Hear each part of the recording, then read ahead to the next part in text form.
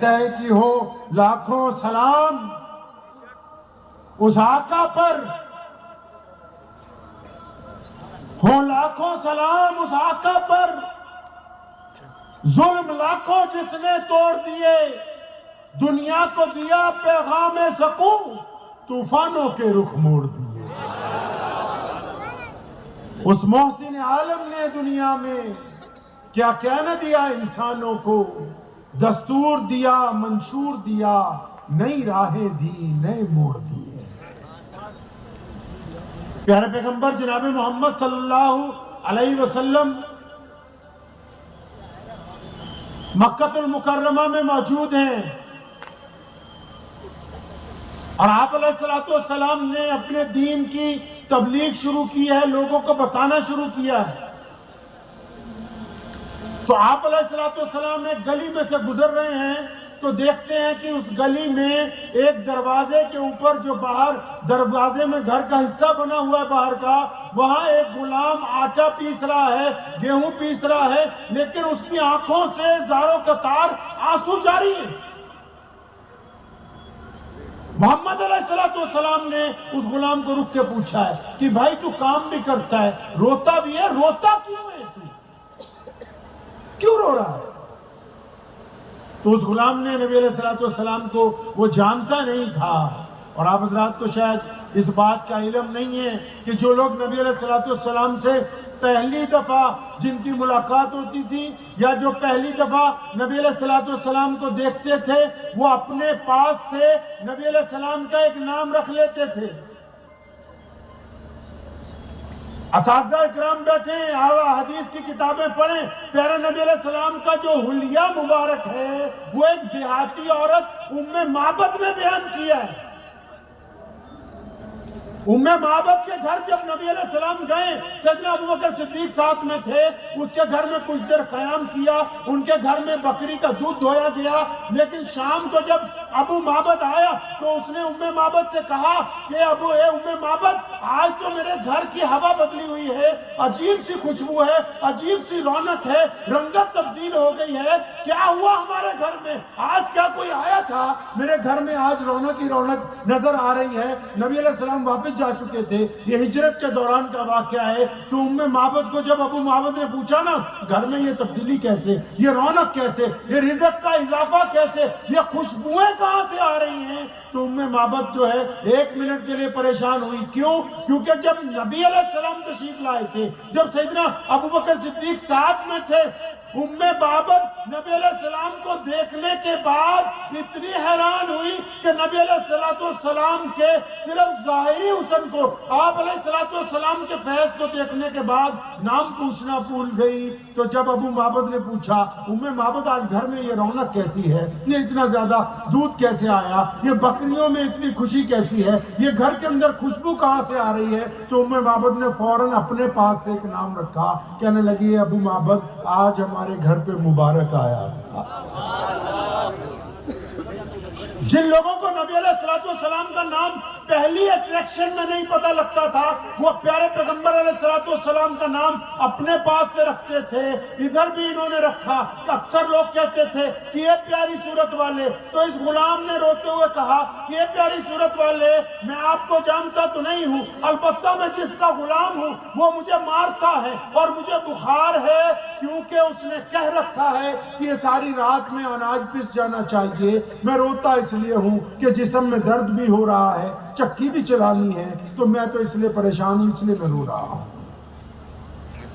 سنو مسلمانوں، پیارے پیغمبر علیہ السلام نے فرمایا اس غلام کو، فرمایا فکر نہ کرو، میں تمہاری مدد کروں گا۔ وہ غلام کہتا ہے کہ نبی علیہ السلام جب بھی چلے گئے، ابھی میرے ذہن و خیال میں کوئی بات ابھی آئی نہیں، لیکن البتہ جب میں یہ سوچنے لگا کہ اس راستے سے بہت سے لوگ گزرتے ہیں، مجھے روتا ہوا دیکھتے ہیں، کچھ رکتے ہیں، کچھ پوچھتے ہیں، کچھ پوچھنے کے بعد چلے جاتے ہیں، لیکن آج یہ کون ہے؟ انہوں نے مجھے پوچھا ہے اور میری مدد کا وعدہ کر کے گئے ہیں۔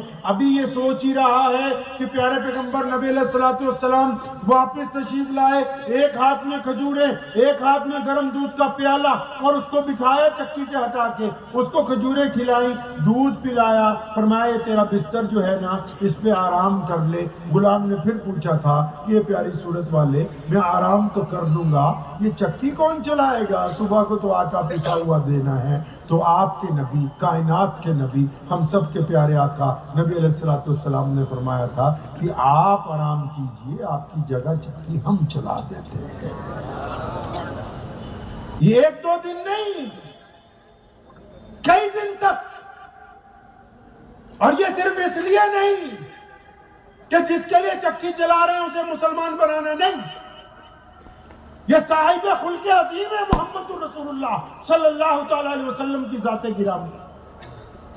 एक बंदा मक्कतुल मुकर्रमा के देहात से अपने ऊंट बेचने के लिए आया।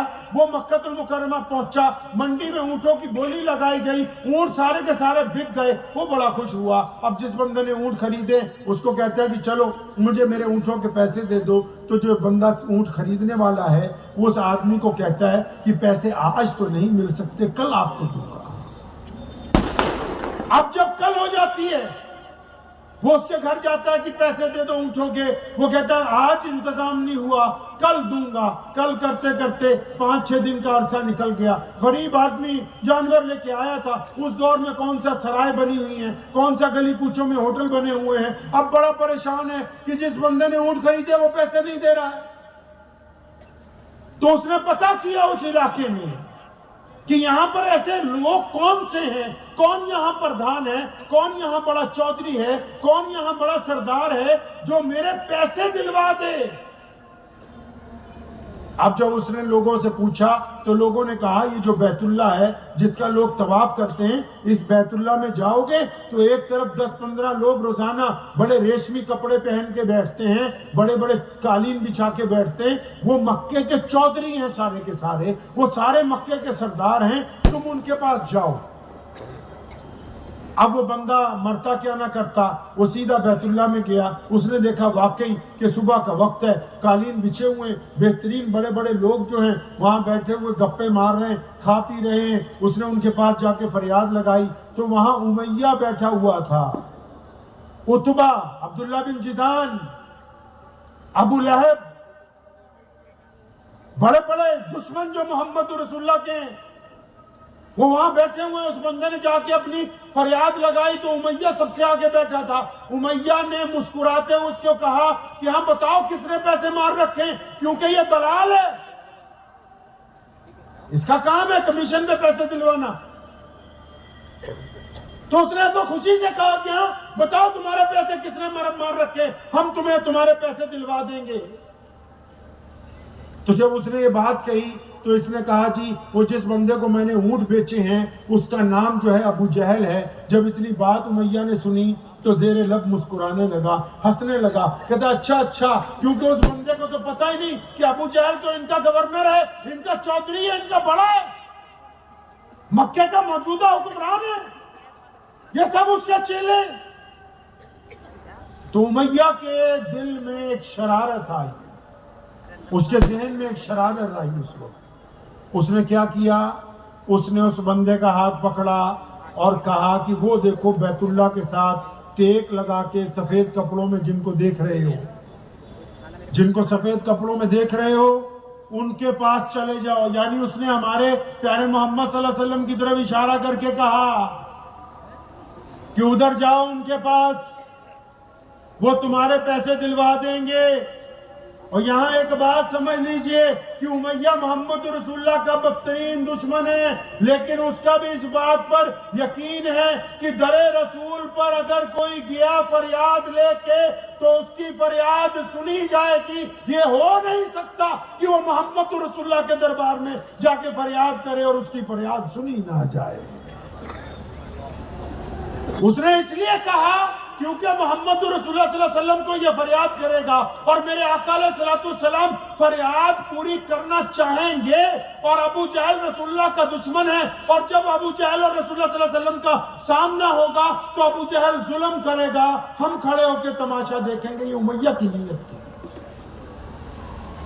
जब उमैया ने यह इरादा किया تو وہ بندہ حضور صلی اللہ علیہ وسلم کے پاس گیا.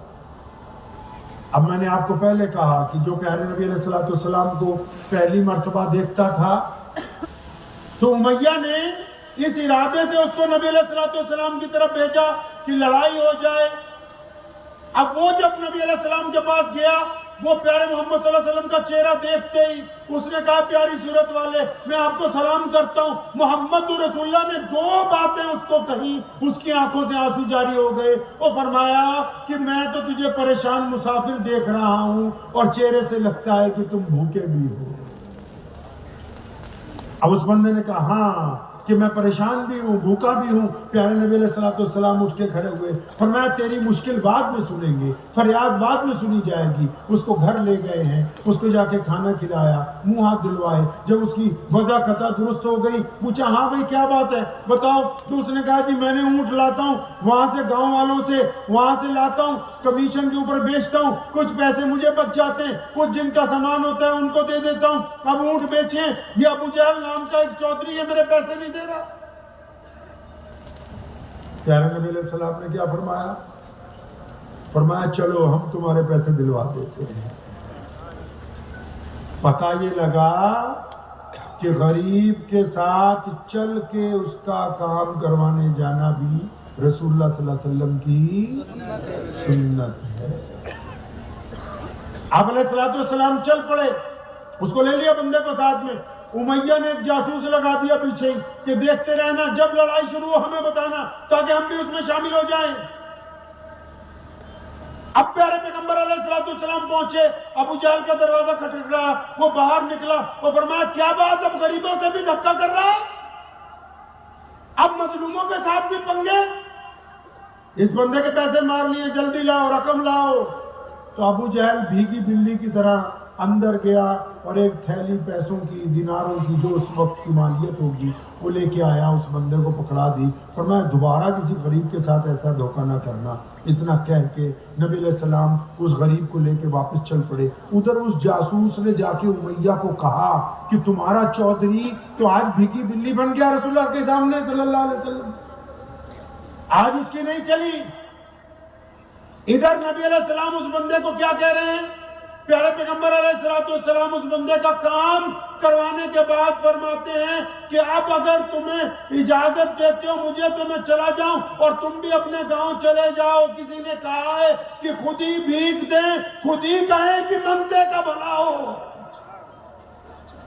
دیتے بھی خود ہی ہیں. امی عائشہ رضی اللہ تعالیٰ عنہ کے دور میں جو لوگ مانگنے کے لیے آتے تھے, امی عائشہ رضی اللہ تعالیٰ عنہ ہم سب کی ماں ان کو کچھ دیتی تھی, کبھی کھجوریں, کبھی کوئی سامان, کبھی کوئی کپڑا, وہ آگے سے دعا کے دیتے تھے ان کو. تو امی عائشہ رضی اللہ تعالیٰ عنہ بھی اندر سے دعائیں دیتی تھی. کسی نے کہا کہ امی عائشہ رضی اللہ تعالیٰ عنہ سے, اے ام المومنین وہ تو آپ کچھ دیتی ہیں اس لیے دعائیں دیتے ہیں. فرمایا پھر کیا ہوا, ہم ان کو سامان بھی دیں گے, دعائیں بھی دیں گے, تاکہ وہ اس گھر سے 2 چیزیں لے کے واپس لوٹیں.